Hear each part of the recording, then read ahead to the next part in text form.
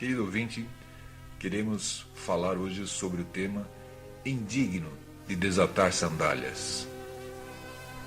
Disse certa vez um profeta que ele seria sucedido por alguém muito importante, muito superior àquele primeiro. Nas suas palavras, dizia: eu, na verdade, batizo-vos com água, mas eis que vem aquele que é mais poderoso do que eu, a quem eu não sou digno de desatar a correia das sandálias. Esse vos batizará com o Espírito Santo e com fogo. Palavras de Evangelho de São Lucas, capítulo 3, verso 16. Quem é este homem que fala? Ou melhor dizendo, quem é este homem que diz que o seu sucessor seria mais poderoso do que ele? Que seria alguém de quem não era digno de desatar as sandálias?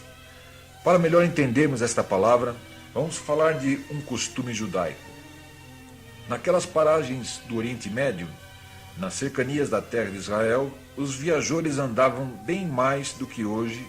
Eles andam sujando-se, fazendo seus pés cansados. Lembramos que no primeiro século de nossa era, chamada cristã, os veículos de transporte eram menos desenvolvidos, eram apenas animais de carga, talvez de passageiros, às vezes, mas mesmo assim, nem todos as possuíam.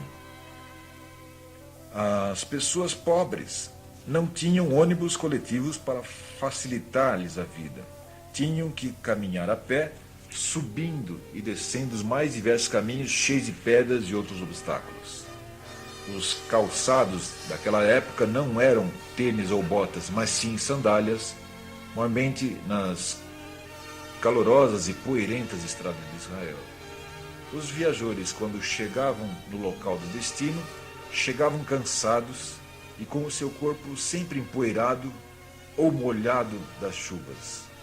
Com o sol escaldante, aquecendo-lhes a cabeça, aos pés, e seus pés sujos e inchados da caminhada, anelavam pelo refrigério das sombras de uma casa acolhedora e de um descanso. Quando a casa que acolhia os viajores era hospitaleira, alguém, no acaso, servo daquela casa, era chamado para fazer algo que iria fazer suas visitas se sentirem melhor. Lavava-lhes os pés com água e os enxugava. E para isto, para começar a lavagem dos pés dos hóspedes, era preciso primeiro desatar-lhes as sandálias dos pés. E o profeta disse que após ele mesmo haveria de vir alguém mais poderoso, do qual ele não era digno de desatar-lhe as sandálias dos pés. É figura já conhecida da história, é chamado São João o Batista. Para melhor descrevermos esse homem, que foi chamado pelo Senhor Deus de Israel, meu anjo, em Malaquias 3:1, embora ele mesmo se chame de indigno, existem fatos que revelam que João era um homem de Deus fiel como poucos. Certa vez disse Jesus, referindo-se a João: que saístes a ver no deserto? Uma cana abalada pelo vento? Um homem trajado de vestidos delicados? Que saístes a ver? Um profeta? Sim, vos digo, e muito mais do que um profeta, este é aquele de quem está escrito: eis que envio o meu anjo diante da tua face, o qual preparará diante de ti o teu caminho. E eu vos digo que entre os nascidos de mulheres não há maior profeta do que João Batista, mas o menor no reino dos céus é maior do que ele. São as palavras do Senhor Jesus em Lucas capítulo 7, verso 24 a 28. Era ele alguém que andava pelos desertos, levando vida solitária, vestido de pele de camelos, alimentando-se de gafanhotos e de mel silvestre. Jejuava muito, no afã de agradar a Deus, e não se importava com levar uma vida de pobreza desde que agradasse a Deus. Não se importou sequer que o seu próprio nome ficasse diminuído para que o nome de Jesus, o Cristo, fosse exaltado. Parecia que toda a vida de João Batista estava voltada para um determinado momento em que um certo alvo era atingido, e não importava o quanto esse alvo lhe custasse. João queria servir a Deus, e o Senhor estava apontando para a chegada do reino de Deus aqui na terra. A sua pregação era enfática sobre o mesmo ponto: arrependei-vos, porque é chegada a vós o reino dos céus. Ao profetizar sobre a vinda de João Batista, o profeta Malaquias disse que este viria convertendo os corações dos pais aos filhos e dos filhos a seus pais, para que não viesse o Senhor a seu tempo e ferisse a terra com maldição. A pregação e o ministério de João Batista em sua época estavam voltados para uma só finalidade: preparar o povo de Israel, chamado povo de Deus naquela época, para que este povo tivesse um coração quebrantado, arrependido de seus pecados e sensível à voz do próprio Senhor. O profeta Isaías deixou-lhe uma pista sobre o seu ministério, falando acerca dele cerca de 700 anos antes, nas seguintes palavras: voz do que clama no deserto, preparai o caminho do Senhor, endireitai no ermo a vereda a nosso Deus. Está registrado em Isaías 43. Tão a sério levou João aquele mandado que não teve medo em apontar até mesmo para Herodes os seus erros. Isso lhe foi tão pesado que lhe custou a sua própria liberdade e, além disso, custou-lhe também a própria vida. A eloquência de João levou muitas pessoas ao deserto para serem batizadas nas águas do Rio Jordão.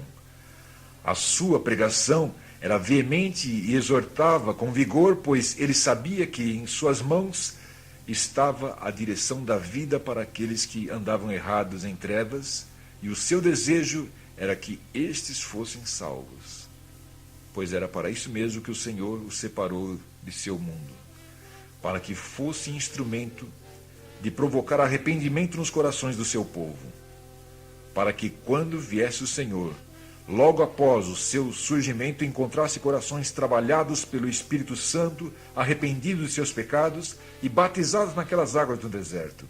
Dizia também João: e eu, na verdade, vos batizo com água, para arrependimento, mas aquele que vem após mim é mais poderoso do que eu, cujas alparcas não sou digno de desatar. Ele vos batizará com o Espírito Santo e com fogo.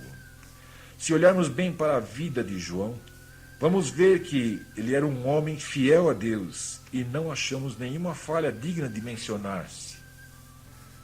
Por que ele dizia ser indigno de desatar, então, as sandálias de Jesus Cristo?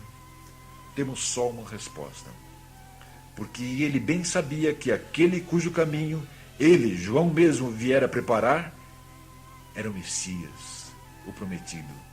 Ele sabia que Jesus o Cristo não era um homem comum. João mesmo não era, mas Jesus de Nazaré foi e é mais notável, mais fascinante como profeta, mais cheio de poder, mais cheio do Espírito Santo, mais cheio da verdade divina, mais pleno do conhecimento de Deus, mais abençoado, mais maravilhoso, mais brilhante, mais invencível e divino. A própria imagem do grande e único Deus vivo e todo-poderoso. Jesus de Nazaré foi e é o próprio Deus vivo encarnado, com a finalidade única de que conheçamos a graça, o amor e a misericórdia do Senhor.